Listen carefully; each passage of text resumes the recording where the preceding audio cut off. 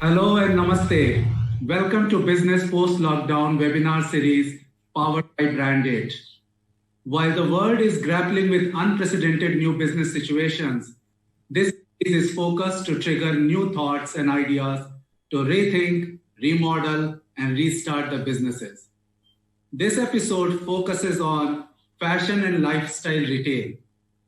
Through the next 30 minutes, we will touch upon many burning topics, including emerging business models, managing and remodeling supply chain, employee and consumer motivation, opportunities with inventory, online, offline chemistry, and many more. Allow me to introduce my eminent panelists. Rishi Vasudev. Rishi is a tenured fashion and retail professional who has worked extensively in both online and offline retail and has held some of the top fashion brands like Arrow, Gant, Izod, CK, and Louis Philippe in the country.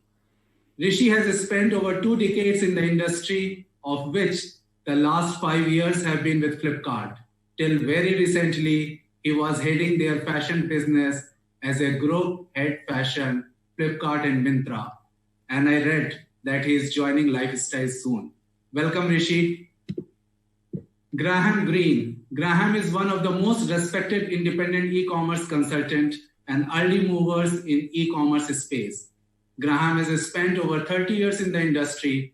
After 10 years in IBM, he has worked best 20 years in retailing, starting with transforming a mail order company into an e-commerce powerhouse. He has helped many businesses around the world, including India. Now, he also sits on the advisory board of Ace Turtle. Welcome, Graham. Thank you. Nitin Chabra. Nitin is the CEO and co-founder of Ace Turtle. Ace Turtle is India's largest omni-channel tech company. Nitin ventured in the retail industry in 2000 and since then has been accredited with launching and managing domestic and international brands. He was the CEO of Brooks Bros, Thomas Pink, and Iconics brands. He was responsible for forming joint ventures and alliances during his stint at Reliance Brands. He has had various leadership roles in Reed & Taylor, VF Corp, and Arvind Brands. Welcome, Nitin. And I am your moderator, Utkarsh Rai, former MD of an IT MNC and now an executive coach, author, speaker, and added acting to this mix. So let's move to some of the interesting questions. So we all know that this will be a slow and painful recovery, but we read a lot about various models like V, where we can recover in few quarters, or U, where it will take few years, or L, where there will not be any recovery in near future, or if just like a Spanish flu, it will keep coming, then there might be a W shape. So how is the retail industry around the world is looking at this? And is India any different? And how agile the retail industry in India to cope up with this recovery? So Rishi, why don't we start with you on this question? Thank you, Utkarsh. While these are unreal times, I feel confident that the Indian ecosystem relatively is much more geared to cope up with it. Why I say this is the entire Indian fashion and retail industry is quite fragmented. Unlike some of the developing countries where a few large players control the market, and if one of them goes down, it takes along with them many players in the whole ecosystem. India is well spread, and this ecosystem consists of many retailers, landlords, distributors, agents, brand sellers, and manufacturers who work on a deep level of trust which has been built over many years. Each of them is small, efficient, and run with low overheads, and their ability to survive and quickly turn around is going to be much better. And I'm sure they'll be able to absorb the impact and also distribute in right measures based on which part of the chain is hit most. And with government coming in with more interventions as we go forward, I think India is better off in terms of surviving this challenge. Okay, good. Graham, what is your comment on this note? Well, it's extremely difficult question to, a good question, but extremely difficult to know the answer. We're not all soothsayers. However, I think, in my own opinion, is that we're going to just be in survival mode for the next 3 months. That's all that retailers are going to do. I've spoken with a chairman of a retail company. He's got 1,000 stores in the UK. He told me the other day privately that if it went beyond May, he didn't think his company would survive. So I think that when it comes back, the real focus will be on survival and cash. Okay, Nitin, so you have got some divergent view from Rishi and Graham. What is your take on the recovery model? I think it's very difficult to predict how this is really going to play out. Whether it's a L, it's a W, or any of the other alphabets which are being spoken about. But I think what the three key essentials for me, which will definitely will be most important for us to move forward post the lockdown is opening. I'm not saying post COVID getting over, because we don't know when it's going to get over. Is going to be efficiency. It's going to be digital, and it's going to be a lot more about safety, because customers will be very, very concerned about their safety. So we as retailers or part of the retail ecosystem, we will have to convey this to the customers to earn their trust that it is safe, in whichever environment, whether it is an online environment or it's a offline environment. So for me, I think these three pieces will be very, very important, and digitization will have a role to play for the other. Okay, so as you are talking about digitalization, so whatever we have read that there is a 6%, 8% or 10% is what the online retail is. So do you see, Nitin, a change in chemistry post-lockdown between online and offline? See, there is, I think the whole thing about online, offline, and them coming together, and we calling it omni-channel, unified commerce, and different names. Few of the retailers had taken some steps to move forward in that direction as well. But I would say a large-scale adoption had not really happened here. And I would not just say here, and me and Graham often chat about this, and I think it didn't even happen in the Europe to that large extent as well. So I think, what has changed is over the last few weeks of this lockdown, we have seen a lot of our clients engaging with us very, very actively. Our teams are doing, 3 to 4, sometimes 5 demos a day. So I think now the whole COVID-19 situation has forced retailers to think. And also, I think we all would, on the panel here, agree that the stores which are all closed today, not all of them are going to reopen post the lockdown. So retailers and brands will optimize their distribution. It will be a combination of online and offline, and there will be a lot more digitization in the store, because today, when you walk into a store, you would talk to a sales guy for whatever information you require to make your purchase, in the store. That's going to be replaced by your smartphone in the store itself. So because you'll be concerned about, talking to a sales guy, the role of the sales guy will change. I mean, when I'm saying sales guy, the store guy, the role of the store, shop floor guy is going to change on how he interact with the customer. He'll be more an operations guy, more a compliance guy to ensure, safe distancing is being maintained.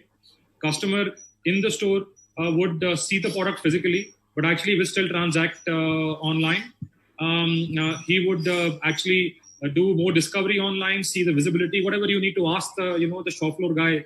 Are more colors available, more size available, and you make the purchase there, and you actually move out of there. So I think the role of digitization will just not be pure play e-commerce, and not to the, let's say, an omni-channel 1.0, where it was largely about connecting the stores more for inventory.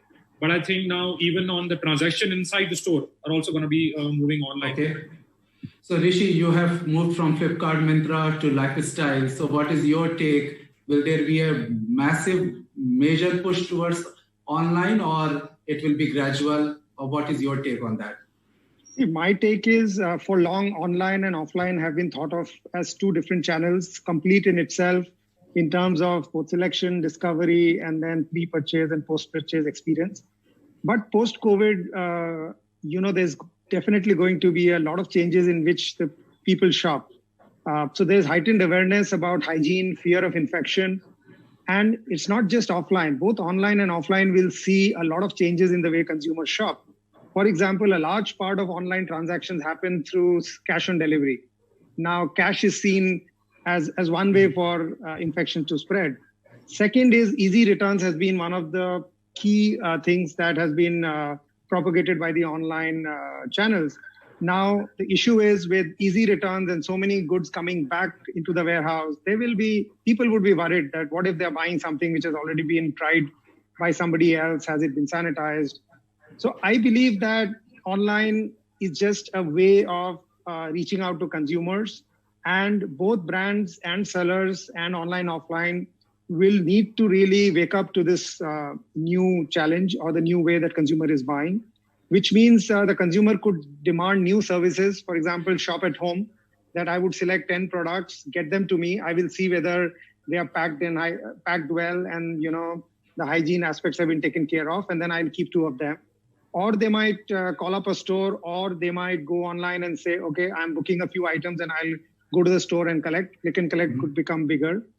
Reassurance of quality could really come in, which means that not just sellers who are pricing it low will sell online, but better brands and better sellers could be preferred, or they might be given higher ratings, which could help consumers buy things which are more stringent on quality. Returns, as I said, might come down, which might mean that some of the ease of shopping online could really reduce. So online and offline would need to merge their infrastructure seamlessly.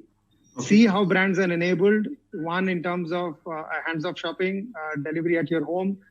However, there is a facility for trials and somebody to see the product and really be fully convinced that the product has been taken care of in terms of hygiene aspects.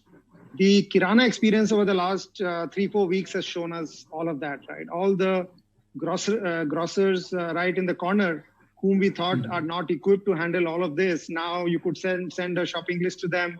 They would, pack and keep it ready, and you can just go and pick it up. Or while in the store, there are many new services that they're offering to ensure that online and offline is coming together quite seamlessly. I think a lot of those changes will happen in fashion. So it's good. We got the gist from Nitin, you and Rishi. But my question is that post-lockdown, there will be a paucity of cash. So all the changes which you people have talked about, will they have cash to go for such changes? Rishi?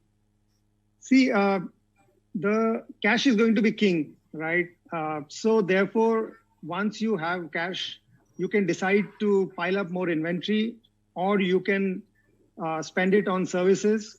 For long, the service aspect was not looked at that seriously. Suddenly you will realize that with lessened demand over the next 6 months, you don't need more inventory, but the cash that you have, you are better off ensuring that customer feels more safe or more prepared to shop in your store as against another store. So I think that will be a reallocation. There will be a reallocation of resources that every brand and retailer will go through to ensure they address the concerns of the consumer and ensure that they are in line with what customer expects post-COVID.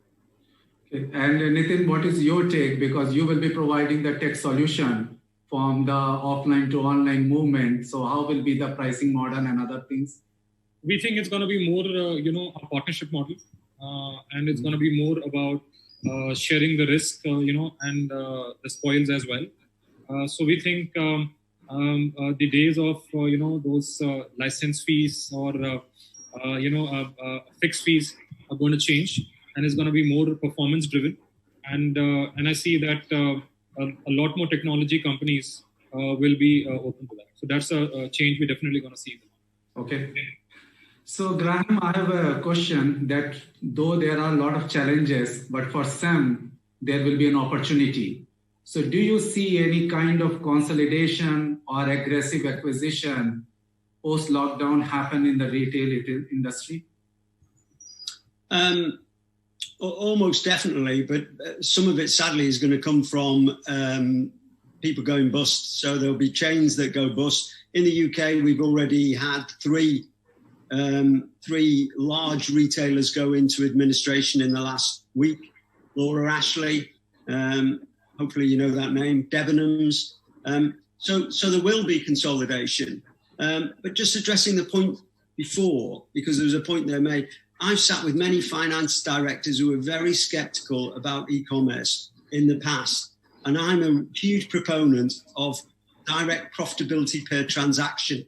So I always like to get to how much money do you make on each transaction?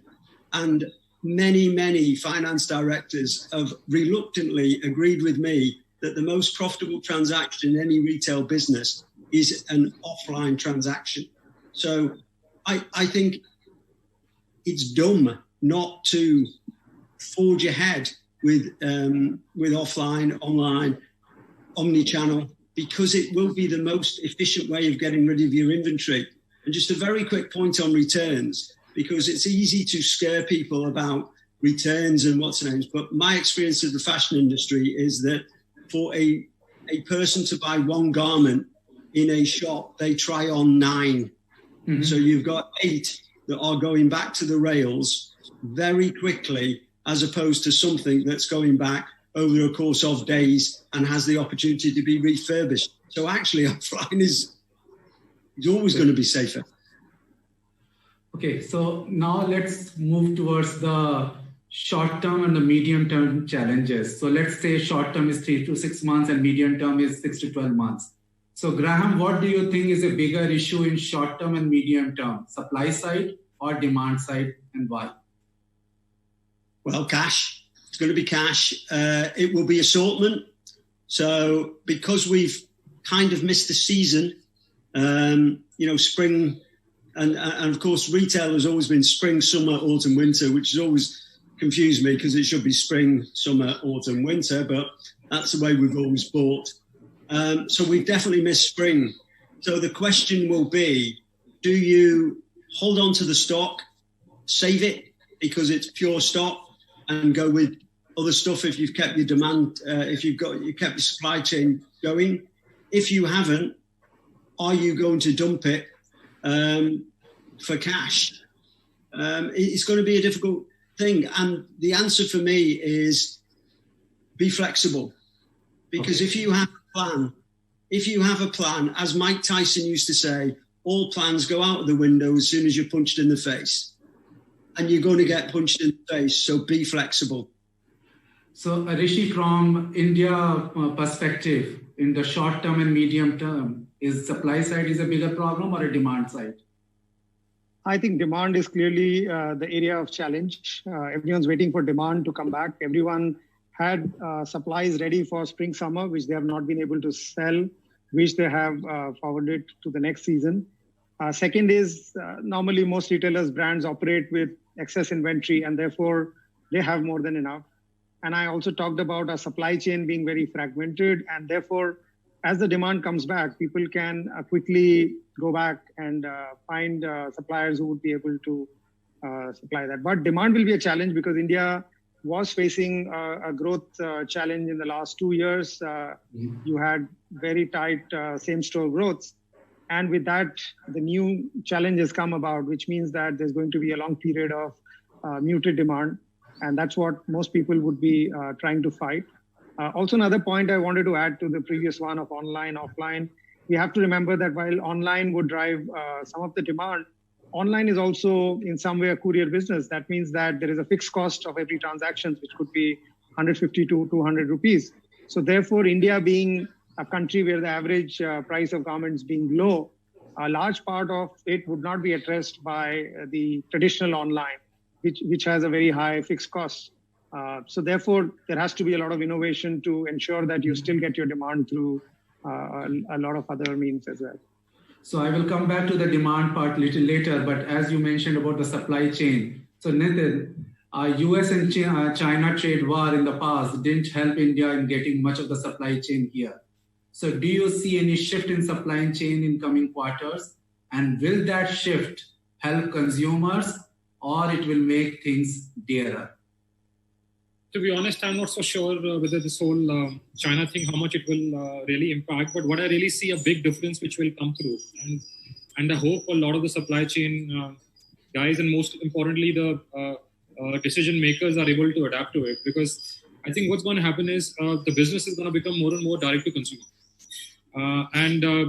Whether the direct to consumer is whether through your web store or through your own stores or through these e-commerce marketplaces or through departmental stores, which I feel will now become offline platforms. They'll be more curated than an online marketplace, but I think that's the role they will have to play. Rishi there with his background will actually lead the disruption in that innovation. So what this would mean essentially is that you will now get faster and better data, right? And you get the data much faster than you had before. And supply chain will have to be far more agile as it has been in the past to respond to that demand, because now they have the data which they didn't have in the past as much to respond to it quickly. So that I think that agility will be very, very important. And that agility, of course, will also come through a lot of digitization. So I think a lot of digital transformation is going to happen in supply chain. Also, I think supply chain will also become, a part of the marketing story as well, because how supply chain in most companies has always been like, in the back room, in some dark room on the backside. But with this, concern of, customers want to understand, the touch points, etc. So I think my feeling is the marketing guy in each company now will be having lunch with the supply chain guy and will be understanding what are the touch points and how those touch points they're going to mitigate. And I think that communication will also be of a lot of value to the customers and give them, because building the trust will be very, very important from a retailer's perspective. Okay, interesting. So let's focus on the inventory for time being. So we all know that our short-term concern is all about inventory. So Nitin, what do you think will be the best strategy to handle existing inventory? Should brands conserve it for next season or convert it into cash through deep discounts? See, I think Rishi said that earlier, cash is king, and he's right. Cash is going to be in short supply. And, for those who are in this industry, we know, Indian retail has always been challenged for cash because of how the retail model works. So I don't think they would have the luxury of saying that, okay, I'm going to move this on to the next season. So I think there's going to be a lot of discounting, which is going to happen as soon as it opens up. We're already in touch with some of the online and some of the offline guys. And I think it seems to be going in that direction as soon as we open. So cash. So Rishi, anything else you need to add to Nitin's reply? Yeah, definitely adding to that. If you have high season, high fashion and seasonal merchandise, try to get rid of it as soon as possible. If you have core and fashion basics, try to have various scenarios of how the market is going to play out. You don't want to be in a situation where you have, sold a lot of it at deep discount and then you're going back to vendors to try and order again. So therefore, use that carefully so that you're not loading up more orders in the system, and cash is something that you need to preserve. There's also going to be new shifts in demand. There are going to be surge in masks, gloves. These are categories that people might come out looking for. So if you do not have the cash to go and buy this inventory and put it in your store, you might also lose sales. The traditional ratios of tops versus bottoms will change. People might look for more comfortable clothing. Only top part of the body is seen now when they're working from home. So you need to really get rid of inventory which you are sure you don't need and get it out, get cash, and really change the whole mix of what you're offering. I think that's going to be key during this period. So it's good that you said that one. But then my question is, will the retail industry's thinking will change? Because currently the summer is getting lost, at least in India, that whatever the inventory is there, they are not able to sell. And then there are some fashion items which are only for summer. So if summer passed and then those fashion items may not be able to sell. So will retail is going to focus more on durability of the product and not just tied up with, season wise? Will there be a shift like that in their thinking, Nitin? Yeah, so once interestingly, when I joined the industry, somebody told me India has 4 seasons: summer, summer, summer, and summer, right? So therefore, it's not so much about season really changing as you see maybe happens in north to a bit, and winter also has been shrinking. I think the change that the industry will see that we have been a little lazy. We have, had these long calendars where we say 12 months before the season, we will plan a range, we will do prediction, and we would have a long lead time, and everybody used to build that in. I think everyone will move much closer to the season. They would have shorter runs, very short lead times, so that they build up more efficiency on the front end where the cash is blocked the most, which will mean that the whole move will be towards making things closer to the season and driving up efficiency at the retail end at the expense of supply chain and production efficiencies, because now you will not be able to block up capacities so much in advance. I think that is one big change that the industry is definitely going to see. Okay. And people will keep pushing summer products to winter and winter to summer easily. Bulk of the line can be pushed, is my belief. So, Rishi, I want to ask a very specific question, because when I was growing up and my mother is fond of sarees, she always used to buy silk and cotton sarees because she thinks that they will never go out of fashion. So will there be a shift in consumer buying pattern going forward due to paucity of funds which they have it, where they will focus on some things which can run multiple years, or retail industry will trigger them inside them so that they should stick to the older model? See, when you buy something, you don't really buy because you need it, right? The need-driven buying in fashion is very low. Bulk of it is impulse-driven buying. If you look at wardrobes of bulk of SEC, A, B consumers, you see that they already have a lot of clothes. They go and buy because there is a new occasion, there is something new that's going on, and they don't want to be seen in the same clothes. Durability has not been so much of a challenge with the clothes that we have been buying. I think the main trigger for demand will be the festive season that comes. In India, festive is a big season. And there's been gloom for long, and people would say, okay, let me buy new things so that I can look happy. You would have also noticed that, like somebody said, poorer people buy more colorful clothes, right? Or poorer countries buy more color because in some way the color that they buy also makes them feel that, life is good and it brightens them. I'm wearing red today. I didn't want to wear black like the other two gentlemen so that I don't feel depressed about being locked down. So I think people will buy for those reasons, not for durability. But yes, value is going to be much more important. People are not going to see value in terms of discount. They're going to see it in terms of what are the hygiene aspects of the clothing. They may probably become more careful about how much cotton content is there, or any treatments like antibacterial, etc. So those are things which might be the new perception drivers when they are seeing value. But definitely people would buy new things once things go back to normal, and that will be driven by fashion and not by just durability. So Graham, he talked about impulse buying. And so if I have a black shirt, I will go a new stylish black shirt. If I have a phone running, working, I will go for an upgrade. But with the household income coming down, how do brands motivate consumer sentiments and guide them to do impulse shopping going forward? Well, people buy things because they like it. It stimulates a part of the brain that is similar to the part to do with sex. And when they buy something, they get a similar feel-good factor. So I don't think it's going to change. People will still buy things because they want them. So the truth is, it's how you engage. And I've spent a lot of time over the last 4 or 5 weeks talking to people about how to continue to engage in the UK. So, there's a lot more e-commerce over here. So it might not be relevant, but I'll make the point anyway. Some people over here have turned off their sites and completely shut them down. It is madness. Because what you're saying to the customer is, we're not interested in you if you can't buy. So how do you think they're going to feel at the end of that? So my wife sits at home watching the latest Netflix we're making her watch because she doesn't really like it. And she flicks through the sites that she likes. She's not necessarily buying, although she has, right? But she's looking through and browsing.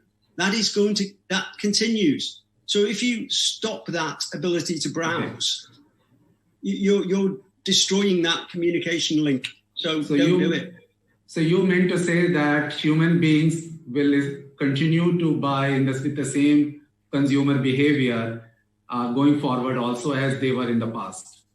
Absolutely. I'm chairman of a golf club, and we're worried about income, and people are booking. The course is closed. People are booking it now. Go figure that. Yeah.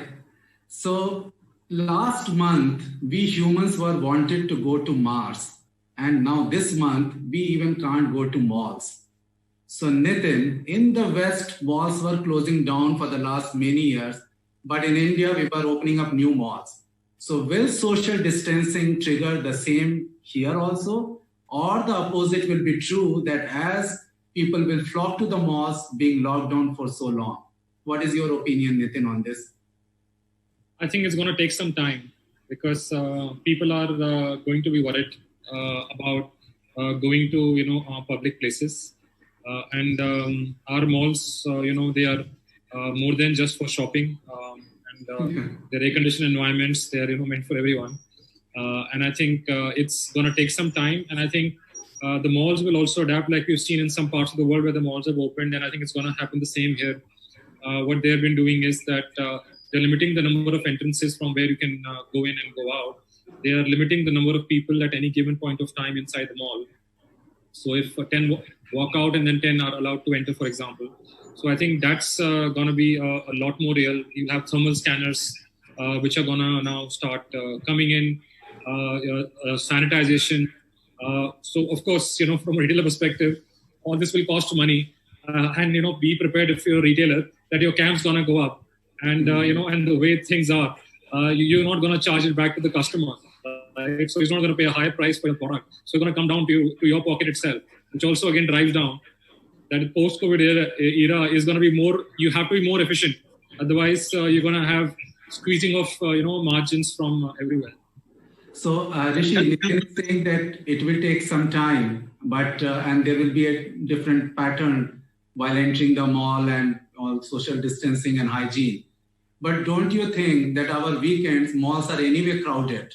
So will it going to put, more barricades for people to go to mall because they know there will be even longer queue, longer time to enter, and then they're wasting their time? Or what is your take? My take is it will take some time for traffic to build up, and malls and retailers will also discourage traffic building up in malls too fast, because they know that that could be risky both for the staff in the mall and stores, as well as if there are any cases that come up because of this activity, then the malls might be shut again. So they would be extra careful, and there would be a lot of checks in place so that this doesn't happen. But some new developments could happen. Just like malls, even going to office could be staggered. So I've heard a lot of people talking about 50% staff being allowed on like the odd even formula on Mondays. And so if your employee ID is odd, you might be allowed on odd days and even days. So people might actually go to malls on the weekdays. So India has had a very large shopping in the evenings, and that too on the weekends. So you might see a more spread. People might say, let me go on Monday or Tuesday in the morning. The traffic would be lesser in the malls. And that way it might be good, because you might be able to spread the buying over the whole week and utilize that space better. So interesting. It will take time, but there'll be changes in the way the consumers have been flocking the malls. Yeah, and as far as entertainment is concerned, there have been two major entertainments. One has been TV and going out to movies, which I think TV, we have had enough of it in this lockdown. So the other one is going out and going to malls. So I think that should come back. So what you just said, Rishi, last week there was a news item that people are browsing a lot during weekdays, sitting from home, because before they used to browse in the evenings or in the weekend. So now you're saying they will not only browse, they will go to mall also in the weekdays working hours. Yes. Okay. So my last question to all three of you, just from your top of your head, give me 2 or 3 words which describes retail industry post-lockdown. Graham, you start first. For safety, speed, get your plan up to speed quickly so that you know what you're going to open on a set day and get yourself sorted like it's Black Friday or Singles Day in China or Diwali. Get yourself sorted, engage with the customer, and above all, be flexible. Okay. Rishi, 2 or 3 words. Cash, safety, innovation, and agility. Okay. Nitin? Yeah, I would say safety, efficiency, agility, and digital. Okay. So now let me open up some of the questions, what we got it through the chat one. So first question is, how should the department stores align their private label V brand business strategy going forward in fashion? Will consumers still perceive to buy brand against private label? Should they increase the private label availability to improve the GM? Rishi, what is your answer to this question? I think every retail format has a fine mix between private labels and brands, and also depending on the categories. So I don't see that changing in the short term. And if you're doing anything just to improve gross margin, you are doing it at the expense of what consumer wants. So I think that should not be the focus. The focus should be really on the assortment that the consumer wants. And if that is assortment post-COVID, you are better off giving in brands, please do it in that. If you're better off giving in private label, do it in that. So for example, if people do not want branded masks, but they just want any brand, you might as well do it completely in private labels. But if you find that people want a logo on their masks, then it would be foolish to go after and put private labels all over. So you have to really see what the consumer wants and accordingly really define it. So Rishi, that question was from Pavan Kumar Ramdasi. Okay. So now the next question, Nitin, I'm directing it to you. Would omni-channels be the future and online the shopping arena? Yeah, I think omni-channel will be, the way forward. Of course, now it will also evolve, as it goes forward. But I think that's where most of the focus for retail is going to be. Okay. So next question, Graham. What do you think will be the impact on retail real estate of COVID-19? Do you see offline retail store expansion decreasing in near future? Yes. Sadly, I think it will, because it's just priced wrongly in the UK. I'm not good enough to know what it's like in India in terms of rent structures, but in the UK, it's 20 years old. They've never changed it. It doesn't reflect society today, and the shift to e-commerce. The rents are too high. The rates are too high. There's going to be a crash, in my opinion. Okay. So Rishi, what is your take on India, on the retail real estate? Yeah, there will be definitely contraction of retail space. Efficiency is a challenge in India because if you see, most brands have been trying to expand their business by opening more and more brand stores. And these are small stores, not efficient. And as this spreads, a lot of brands would realize that this fixed cost is something that they are not able to take. Similarly, retailers who expanded beyond the availability of cash would really cut down on loss-making stores. So there would be definitely a contraction of space, which in a way could be in line with the contraction of demand. So in the short term, while this be a challenge, people who survive this phase will find that the retail space has contracted, the number of brands in the system have come down, and that is in line with the demand, which has also fallen. And therefore, they might be able to maintain their share or their size of business because of limitation of these two. So the next question again, Rishi, post-lockdown, would high street retail come back first compared to malls? How long do you see consumers will be uncomfortable going into malls? What should the brand strategy be for the offline expansion now? Half of the question we answered it during our discussion, but the lower one, what should a brand strategy be for the offline expansion now? If you can answer this one, that would be great. Yeah, I think of stores, the high street stores would open up before the malls do, because there you can limit the spread to one store at a time, and there is some confidence in the way grocery has been working. So I think there is last night there was some indication that the high street stores would open, so that would open first, and malls would be later. And the malls will come. Also, malls, the challenge would be that even when malls open, if there is a case in one mall, one case in one store, the whole mall might be shut down. Whereas in high streets, you would always be able to localize the damage and say, okay, this store, there was a case, so let's shut down that store. I think retail strategy for brands would really evolve. I think the lowest cost channel for most brands have been the multi-brand outlet network because it's well distributed across the country and people, there are many owners who are running their own stores with low overheads. But the challenge has been accessing this market, which has been expensive with the distributor and agent network. Getting payments from this market have been challenges. So some of those things will have to change through using digital means, and efficiency at retail will have to really go up, as my co-panelists talked about, for brands to access retail space at a much lower cost. So this question was from Hemant Rai, and I'm only going to take one last question. So this one, Nitin, if you can answer it. Laborers have moved from the metropolitan or cities to their natives. Don't you think there would be a serious challenge on skilled manpower in terms to inventory planning and supply? So I'm not so sure so much about inventory planning because now in today's time it can be done anywhere. But largely, I think the blue-collar workers, that is already a problem. So because the migrant population, which was forming the bulk of the blue-collar workers, whether in fulfillment centers or deliveries for last mile, a chunk of them have moved to their hometowns, and they did have a lot of trouble going back, which we all read. It was not an easy one for them because everything had shut down. And I think they will be hesitant to come back soon. If they will wait and watch if this outbreak, happens again, and they will get stuck again. So I think they will take some time to get back when they're more sure, which is definitely going to put a lot of challenge on, I would say, on the logistics side largely. So we're going to have some challenges there.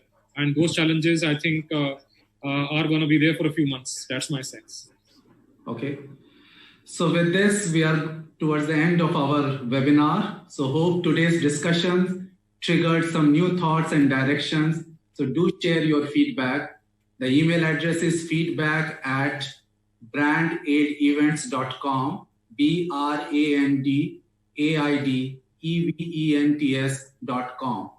So thanks, viewer, for joining this webinar. And thanks a lot, Graham, Rishi, and Nitin, for such an insightful discussion.